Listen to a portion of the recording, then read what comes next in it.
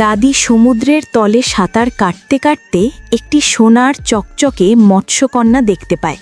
দাদি খুশি মনে তাকে সাথে নিয়ে বাড়িতে চলে যায়। বাড়িতে নিয়ে দাদি মৎস্যকন্যাকে উঠোনে রাখতেই মৎস্যকন্যাটি জীবিত হয়ে ওঠে এবং তার মুখ দিয়ে দাদিকে অনেক সোনার মাছ উপহার দেয়।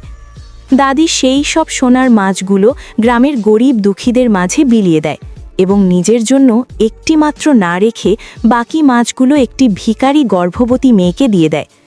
দাদির উদারতা দেখে মৎস্যকন্যা আরও বেশি সোনার মাছ উপহার দেয়। এই দৃশ্য দুইজন পুলিশ দেখে ফেলে। পুলিশ দুজনকে জোর জবরদস্তি করে মৎস্যকন্যাকে জোর করে সাথে নিয়ে যাওয়ার চেষ্টা করে। মৎস্যকন্যা রেগে গিয়ে জাদু দিয়ে তাদের দুজনকে পাথর বানিয়ে দেয়।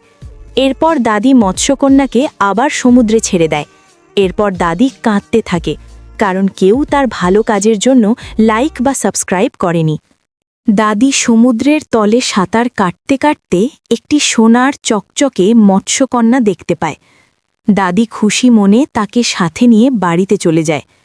বাড়িতে নিয়ে দাদি মৎস্যকন্যাকে উঠোনে রাখতেই মৎস্যকন্যাটি জীবিত হয়ে ওঠে এবং তার মুখ দিয়ে দাদিকে অনেক সোনার মাছ উপহার দেয়।